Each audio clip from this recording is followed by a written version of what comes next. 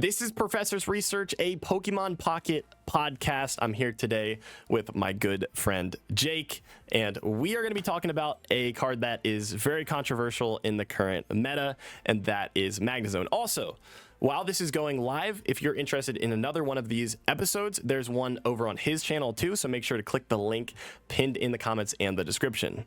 Let's do it, dude. Yeah, let's go. So Magnezone, first off, I think we've got to talk about what it does. So we should talk about two of its different evolution lines. The first one is actually all three of them we need to chat about, because Magnemite did get a new version. But first off, Magnezone is a stage 2 Pokemon with 140 HP. It knows Thunder Blast, 3 energy, 110 damage, which is that's actually really good for 3 energy, 110 damage. But the downside is you have to discard an electric energy. So that might sound bad, but its pre-evolution, Magnezone, has the ability Volt Charge. Once per turn, you may take an electric energy from your energy zone and attach it to this Pokemon. So you can just sit it on the bench, generate energy every turn. And Magnemite also got a different version where it knows Ram, so that's a colorless attack. And electric typing in the game is great right now because it's super effective against all the legendary birds.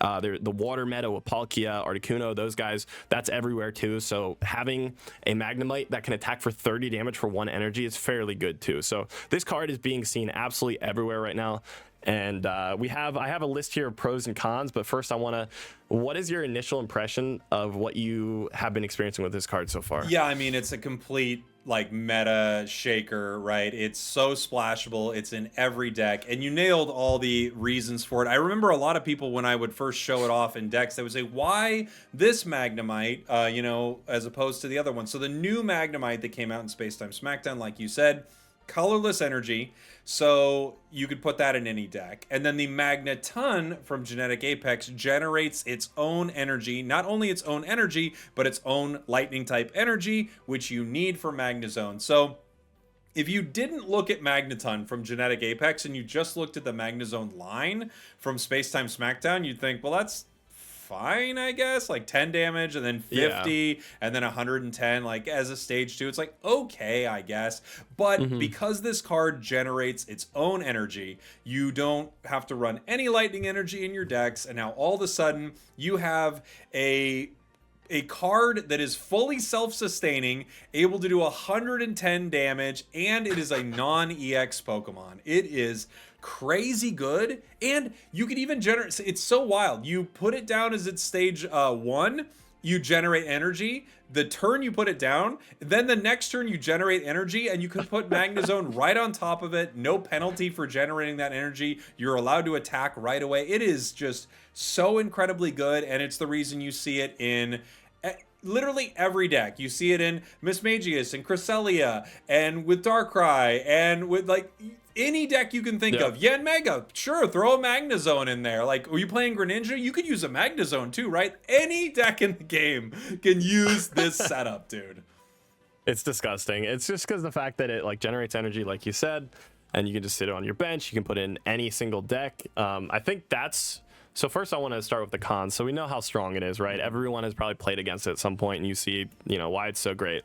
But what I personally don't like about it, I mean, I'm not saying we should change it or ban it or anything. I just think we need to talk about how it affects the meta.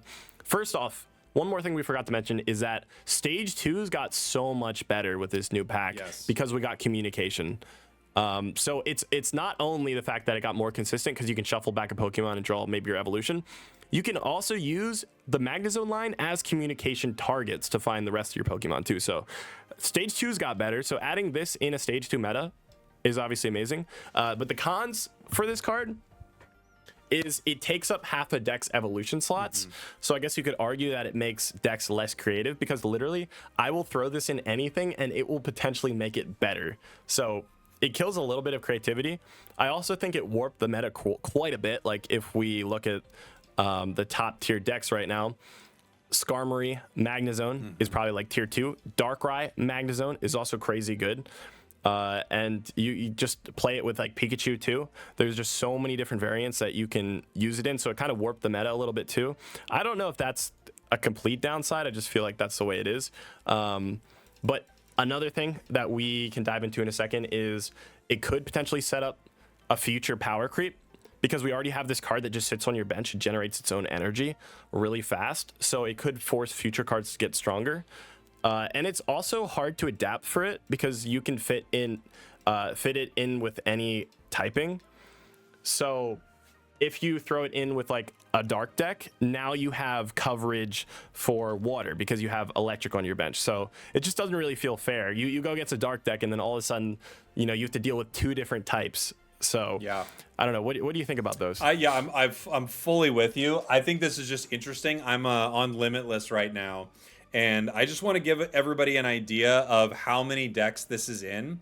So the second most popular deck in tournaments right now, it was the most popular, is Darkrai Magnezone. The 8th most popular is Magnezone Hitmonlee.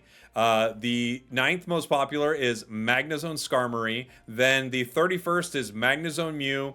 39th is Magnezone Electivire. 46th is Palkia Magnezone. 50th, Mismagius Togekiss. That one I caught with Mag. Executor Magnezone at 53. Magnezone front loaded, I guess, with Darkrai EX. Magnezone Greninja at 61. Magnezone Zapdos at 62. There is nothing that is in, like, Dragonite Magnezone is on there. Like, you could put it in anything. It's so crazy how many decks it's in. And something I hadn't thought of that you just brought up, I think is so true, is with this card, I do worry a little bit about how they are going to build future cards, because you could see this card, if nothing else changes, like this card could be a staple of decks forever. It's that good. Yep. That's what I'm saying. Like, I don't know what they do about it. If they don't change it, it's going to be, I could see, like, we honestly, like I said in our last video, they balanced things really well in the last update. Like, nothing really changed crazily. You can still use all your old decks, but that is not good, because if they drop another update like that where it changes very little, Magnezone's still going to be so good that it's used in almost every deck. And if they keep doing this and releasing the power creep kind of schedule that they're already on, I could see Magnezone for like the next half a year to a year being still played in all the top tier decks because it's so good. So that's why I'm saying like it might force them to kind of speed up the power creep a little bit. Yeah, I can see that as an issue. And another thing that you brought up that I think is like so dead on is it does make deck building a little less creative. And I know this is like, as a content creator, I'm sure you run into this a little bit. It's one of the things that kind of, I guess, frustrates me a little bit about creating content sometimes is if I make a really good meta deck, there are like comments like, why are you making a meta deck? And if I make an off meta deck, it's like, why are you making an off meta deck? You know? And I do think anytime you put Magnezone in something, it's seriously like, it is the bacon of cards. Like, you put it in anything, it's like, I guess this is a better hamburger because now it's a bacon cheeseburger. Like, I feel like that's happening with all these things, and it is a little uninspired. Yeah, you're just kind of like, oh yeah, it's I made a new Dragonite deck. Oh, what's cool about it? Magnezone. And Magnezone actually is great, and it's like, I don't know, it's rough. Bro, you can't even make a video with Magnezone anymore because all the top comments are like, oh, it's just a Magnezone deck list. Yes. Like, it's literally like, I get flamed for putting Magnezone in my deck, but I'm like, guys, it's okay. Actually, let's get into the pros real quick of the card. Let's do it.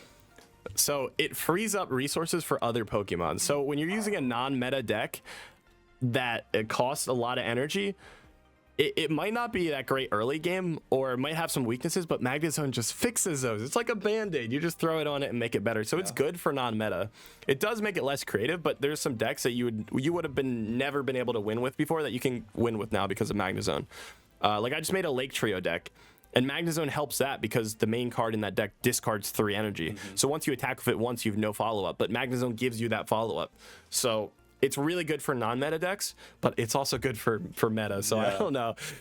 It also just adds a layer of strategy to play with and around. It's kind of cool because it's one of the first cards. I think it's the first card that we have that generates energy on the bench, right? Just by sitting there. Yeah, it is, right? Just Magnezone, I think. Yeah, it's the only one. So it is like a new mechanic that it scares me because of the power creep, but it is cool because it's something new to play around with. I don't think it's that in depth of a mechanic where it requires like much skill to use or whatever. You just click the ability and then it just generates energy. But those are like the 2 pros that I see for it. I don't actually see that many. That's all I could come up with. Yeah, I think you're right. Like that is a pro. One pro is if there's a card you really like and you're trying to build a deck around it, putting Magnezone in it actually will save you from bricking and making just like a really horrible deck. But I do think the one issue with it is you walk away a lot of the time feeling like you didn't play a fill in the blank deck. You didn't really play a Mamoswine deck. You played a Magnezone deck that saved you from how rough it was trying to build Mamo or whatever it is, like, right? Just like any card right there. So I do think there are some pros, and I like that the meta changes, right? I like there's a new thing that we're talking about, and we're not still just talking about Gyarados Drudagon, right? Because Drudagon was a whole thing that was just in every single deck, and it's cool to have like other things like that. But I do think your thought on power creep and what we do about a card like this, it is really interesting, because as it goes on, we're either going to see other cards that kind of operate in a similar fashion that can generate their own energy so that they can be in a lot of decks. And now all of a sudden it's not just about Magnezone, it's Magnezone and Panseer and Arceus. And it's like, so like you can splash those into a bunch of decks. Maybe that's the direction it's going, but it does feel like it's made deck building a lot less creative. Well, there was it's funny, there was a deck, I was on stream, I was talking about how bad Cresselia is, because I did not like this card, and I made a video about how bad it was. And when you make a video like that, you know that you're going to get a lot of people that are like, it's actually great. I saw like another creator, they cracked the code, they made a top tier deck. And I remember someone said like, Godzly made a really good deck with it. And I was like, no, he didn't. I was like, he didn't. It's a Magnezone deck. I looked at it. It was a Magnezone deck, and I was like, you cannot. And it wasn't you, by the way, because your video was like, this was better than I expected, and you showed a deck that worked. But they were like, no, it's actually a top tier deck, and I'm like, we cannot have a conversation about a Magnezone deck and act like we're excited about Cresselia when all we're really excited about was the fact that Magnezone once again made a deck work, and that is unfortunate. Yeah, I definitely remember saying like this was better. I didn't try to hype it up too much because it is just sitting a tank in front of Magnezone. That's it. Which is, look, that is good. That's like a good thing with Magnezone. You just put something bulky, you build up a couple of Magnezones on the bench, you know, you'll have a good time. And you'll win. And you'll win. It's that easy. And that is, I guess that is a little unfortunate, right? One interesting thing though, is it's not the most meta deck, because there are things like specifically trying to counter it at every turn, so it isn't the best deck in the game, but it's consistently one of the best, any kind of like Magnezone variant. But and again, that's why I'm worried, like if they try to make more cards similar to this, imagine if we got more stage 2 lines that were just like Magnezone where they could generate their own energy on the bench. Then you'd throw them in every deck too, and then it just becomes filled with like a couple of the same variants. So that's why I'm afraid they're gonna do something to try to match Magnezone. I do not want them to do that. I would rather have them like just keep the card the same way and have everything else get better instead of them trying to match it. I agree with you. Which I think that would be okay if everything else got a little bit better. Still, that might set a precedent. I don't know. We'll see what they're going to do. I don't think they're going to make any changes to the card. No. I know we talked about Misty last week. I don't think they're ever going to change that either. Like you said, it's just a casual game. And I think the Pokemon Company just likes to keep things the same way. I don't know if they're going to change anything. Can I say, there is actually one thing that fixes not only Magnezone, but it fixes last week's issue as well, which was Misty. And once we get to a point where they are rotating cards out and they're no longer playable, like let's say Genetic Apex is no longer a playable set, both Misty and the Magneton that's creating its own energy leaves at the same time, which would be really interesting. Oh, you think they could do that to where you can't play in matches using those cards? Yeah, I think like I could see that happening like a year down the line when no one's opening those packs anymore. It would be a while, right? It would be like, hey, we're gonna retire these cards. Start like farming them right now to get all the art that you're missing. They'll still be in your collection, but they won't be available for maybe if they have ranked in the future, or if they have, you know, an event in the future. Like in the event, you can only use cards that are in rotation right now. something like that actually does kind of fix this problem and create like interesting deck building opportunities. And I hope they do that or something like that in the future, because I would love it if they had events that had some sort of restrictions to them, right? Like no EX Pokemon, like that Q or something like that. I would love it if some of their events got more creative, and maybe something like that or a rotation switch out actually creates like really exciting deck building opportunities. I was just talking to Chad about that, and I was saying like a lot of this is kind of off topic. Well, actually, first I want to say that I know we've been complaining about cards for 2 weeks in a row. We will get to different types of videos next week, I promise. Also, if you want to go watch Jake's video on his channel, we covered some of the worst Pokemon cards in the game. And look, we're not just complaining about cards, and we're not just complaining. We're complaining about Misty, Magnezone, and then on my channel, we're also complaining about bad cards. You're right. So. But that was like way more not meta focus. That was just a fun video, so guys, check that out if you haven't. Also, I was gonna go on a side tangent about how I was talking in my chat, and I think you can probably relate to this, but I was saying like I had a lot of friends in real life that I just talked to on a regular basis, and they started playing Pokemon Pocket when it released, but over time they've kind of like phased away from that because there's just not enough events or anything to keep them playing. Like they'll log in occasionally for their free packs, but other than that they have no interest in the game. And I mean, I think that might be what the Pokemon Company and DNA wants, but I don't think it's like it's not a healthy community. You know what I mean? So I think it would be great if, I don't even know if it would require that much effort, just to add an event where you could only play with like a certain typing or no EXs or something like that, because we've had just the same events over and over, like 5-win streak, 45 wins, and it's getting really stale, or at least that's what like the community sentiment is. I don't know what you think about that. Yeah, I think the idea of like where they could go in the future and like where we're at with events right now, I would love to like really get into this topic, because I do think there's a ton like that we could. I think there are a lot of great things we could do, but yeah, just like a couple quick ideas on it. I agree. I think the 45 win event is actually really good. The thing I love about that is you are not penalized for playing decks that you enjoy.